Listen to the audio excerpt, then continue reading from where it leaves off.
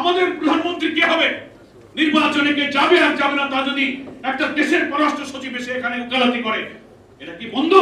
এরা হচ্ছে শত্রু, এরা প্রভুত্বের ভূমিকা পালন করে।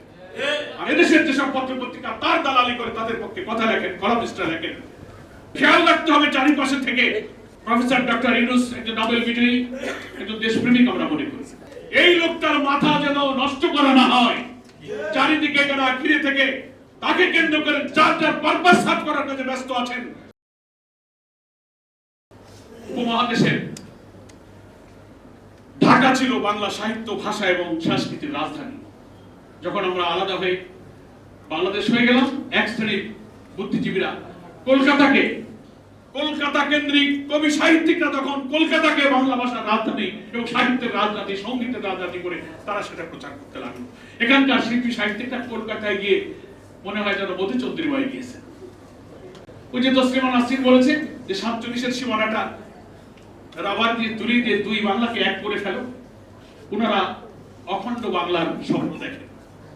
আমাদের 55,126 বর্গ মাইলের সীমানাটা ওনাদের পছন্দ হয়। ওনারা নেহেরু ডক্টরিনের যে স্বপ্ন, অখণ্ড ভারতের স্বপ্ন এখনো দেখেন। ভারতের নতুন লোকসভার যে ভবন করা হয়েছে, সেই ভবনের মানচিত্রে স্থাপন করা হয়েছে, সেখানে বাংলাদেশ, আসাম সহ সেই এক বিশাল অংশ নিয়ে এমন করে মানচিত্র রেখে দেওয়া হয়েছে। এগুলো প্রমাণ করে বাংলাদেশের বিরুদ্ধে আধিপত্যবাদী শক্তি। ভারতকে দেশ হিসেবে আমরা শত্রু মনে করি না, রাষ্ট্র হিসেবে আমরা শত্রু মনে করি না, ভারতের জনগণকে শত্রু মনে করি না, কিন্তু ভারতের এখন ক্ষমতাসীন যে শাসক বিজেপি, চরম সাম্প্রদায়িক কর্তৃত্ববাদী একটা প্রতিক্রিয়াশীল শক্তি হচ্ছে সেই বিজেপি।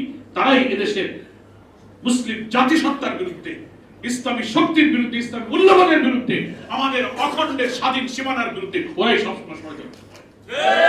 এই দেশে আধিপত্যবাদের কিছু দোসর আছে, ফ্যাসিস্টের কিছু দালাল আছে, কিছু সেবাদাস আছে, ওখানকার খুদকুড়ো খায়, পেইড বুদ্ধিজীবী, পেইড এডিটর, কিছু মিডিয়া হাউস আছে, নানান দিক থেকে তাদের মান্না সালোয়া আসে, আর ওখানকার কোন গান গায়। এই স্বাধীন বাংলাদেশের অখণ্ডতা, এই অস্তিত্ব এবং এগুলো রক্ষার জন্য আমাদের দেশে অনাকাঙ্ক্ষিত ভাবে কিছু কিছু কর্পোরেট হাউস, কিছু মিডিয়া হাউসে বসে বসেও কিন্তু গোপন ষড়যন্ত্র হয় যে কি করে আমাদের জাতিসত্তার অগ্রগতিকে নিশ্চিহ্ন করা যায়। আজকে 52 থেকে 24-এর এই দীর্ঘ গণ অভ্যুত্থানের আন্দোলনের অপ্রতিরোধ্য বাংলাদেশের এই ছোট্ট ইতিহাস তুলে ধরে আজকের যে সেমিনার হচ্ছে, আমি সেখানে দুঃখের সাথে বলতে চাই, বাংলাদেশের যত গণমাধ্যম, সাংবাদিকতা যারা করছেন তারা আপনারা আমাদের ভাই, এদেশের নাগরিক, আপনারা দেশপ্রেমিক, আমরা বিশ্বাস করি, কিন্তু আপনাদের কোনো ভূমিকা, কোনো কথা, কোনো লেখনী, কোনো কথা যদি আধিপত্যবাদী শক্তির পক্ষে যায়, যারা আমাদের স্বাধীন সীমানাকে বরদাস্ত করে না, আমাদের পানি দিতে চায় না, আমাদের বর্ডার কিলিং করে, কানেক্টিভিটির নামে আমাদের রাস্তার উপর দিয়ে তারা তাদের দেশের বুকের উপর দিয়ে তারা অন্যায়ভাবে তাদের অসৎ উদ্দেশ্য চরিতার্থ করতে চায়, হাজার হাজার লক্ষ লক্ষ কোটি টাকার বাণিজ্য বৈষম্যের মধ্য দিয়ে তারা তাদের অর্থনীতি, রাজনীতি, ব্যবসা সবকিছু তাদের মর্জিতে আমাদের চলতে হবে। আর আপনাদের লেখনকে যদি তাদের ইচ্ছা পূরণ হয়, বুঝতে হবে আপনারা কাদের সেবাদাস, কাদের দোষ। এই ব্যাপারে দেশপ্রেমিক হতে হবে গণমাধ্যম। বিদেশে বন্ধু থাকবে আমাদের, কিন্তু বিদেশে আমাদের কোনো প্রভু থাকবে না। বিদেশে আমাদের বন্ধু থাকবে, আমরা সকলের সাথে সম্পর্ক রাখবো, কিন্তু আমাদের প্রধানমন্ত্রী কে হবে, নির্বাচনে কে যাবে আর যাবে না তা যদি একটা দেশের পররাষ্ট্র সচিব এসে এখানে উকালতি করে, এটা কি বন্ধু? এরা হচ্ছে শত্রু, এরা প্রভুত্বের ভূমিকা পালন করে। আর এদেশের যেসব পত্র পত্রিকা তার দালালি করে তাদের পক্ষে কথা লেখেন, কলামিস্টরা লেখেন। এখন সরকার পরিবর্তন হয়ে নতুন অন্তর্বর্তীকালীন সরকার ক্ষমতায় এসেছেন, এখন তাদেরকে আবার স্যালুট দিয়ে সেই সব মিডিয়া হাউসরা তাদের সামনে আবার মাথা নত করে নমস্তে নমস্তে নমস্তে।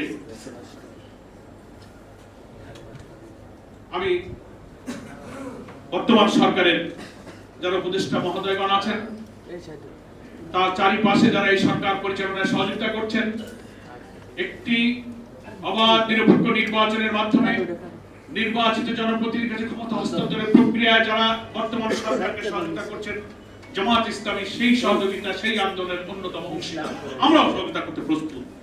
কিন্তু খেয়াল রাখতে হবে চারিপাশে থেকে প্রফেসর ডক্টর ইউনূস একজন নোবেল বিজয়ী, একজন দেশপ্রেমিক আমরা মনে করি। তিনি ক্ষমতা দখল করে দেশ শাসনের আকাঙ্ক্ষা নিয়ে এখানে আসেননি।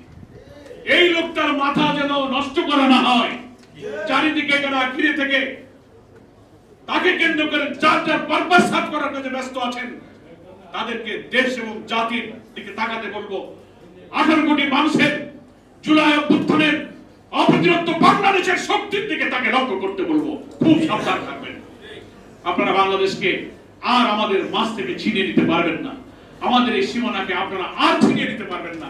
আমাদের স্বাধীনতা, আমাদের অখণ্ডতাকে আপনারা আর দখল করতে পারবেন না।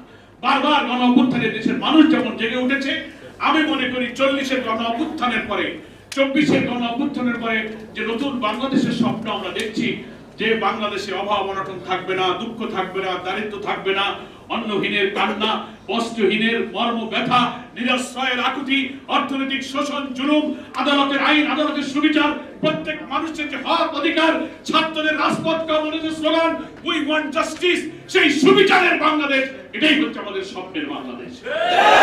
আগামী দিনে নতুন আবার নির্বাচনের মধ্য দিয়ে আমরা সেই বাংলাদেশ গড়তে চাই। এই বাংলাদেশ গড়ার পেছনে কোন কারিগররা যেন প্রফেসর ইউনূসকে আপনারা মাথা নষ্ট করে ভুল বুঝিয়ে আরেকটি সেবা দাসের দাসত্বের দিকে নিয়ে যাওয়ার চক্রান্ত আপনারা দয়া করে করবেন। এই দেশ আমরা কম খাই, কম করি, ধনী হই, গরিব হই, আমরা আমাদের স্বাধীন সত্তা নিয়ে মাথা উঁচু করে দুনিয়ার সামনে আমরা দাঁড়িয়ে থাকবো। বাংলাদেশ জামাত ইসলামের সংগ্রামী আমির ডক্টর শফিকুর রহমান, যিনি বাংলাদেশের নতুন বাংলাদেশের স্বপ্নের সারথি, বাংলাদেশের রাজধানী থেকে গ্রামে গঞ্জে, শহরে, নগরে, বন্দরে যেখানে তিনি যাচ্ছেন, কোটি কোটি মানুষ, লক্ষ লক্ষ মানুষ তাকে এক নজর দেখার জন্য, তার মুখের কথা শোনার জন্য জনসভাগুলোতে স্রোতের মতো তারা নেমে আসতেছে। শোনা দেশের জনগণকে আমি আজকের এই সেমিনার থেকে আহ্বান জানাবো, সততা, নিষ্ঠা, দেশপ্রেম, ষড়যন্ত্রের ঊর্ধ্বে থেকে আসুন।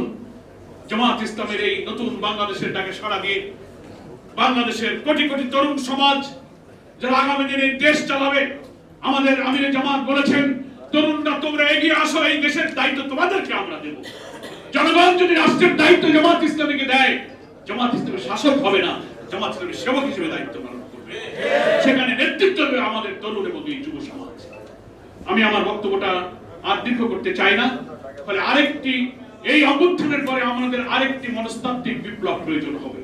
বিপ্লব মানে হচ্ছে পরিবর্তন, রেভলিউশন। বিপ্লব মানে আমরা সব গাবড়ে যাই, মানে আবার বোধহয় আরেকটা মারামারি কাটে না। এই যে বিপ্লব আমরা মনে করি যে পরিবর্তন, মানুষের চিন্তা, আদর্শ এবং কর্মের পরিবর্তন, এটাই হচ্ছে একটা বিপ্লব, এটা একটা পরিবর্তন, এটা একটা complete change of the society. গোটা সমাজের আদর্শের পরিবর্তন, দৃষ্টিভঙ্গির পরিবর্তন, চরিত্রের পরিবর্তন, নৈতিকতার পরিবর্তন, রাষ্ট্রযন্ত্রের পরিবর্তন, বিচার ব্যবস্থার পরিবর্তন, শিক্ষানীতির পরিবর্তন, complete change, that is called revolution. সেই বিপ্লবটা হবে রক্তপাতহীন বিপ্লব, ব্লাডলেস রেভলিউশন। মক্কায় যে বিপ্লব করেছিলেন প্রিয় নবী মুহাম্মদ মুস্তাফা সাল্লাল্লাহু আলাইহি ওয়াসাল্লাম, ইতিহাস বলে এই বিপ্লবই ছিল দুনিয়ার একটা রক্তপাতহীন ব্লাডলেস রেভলিউশন। সামনে একটা ব্লাডলেস, রক্তপাতহীন নতুন বিপ্লব চাই, যে বিপ্লব হবে বাংলাদেশের মনস্তাত্ত্বিক বিপ্লব, সাইকোলজিক্যাল রেভলিউশনের মধ্য দিয়ে আমরা মানুষের চিন্তা, আদর্শ, মননকে পরিবর্তন করে আমাদের সুখী সমৃদ্ধশালী সোনার বাংলা আমরা ইনশাআল্লাহ গড়ব।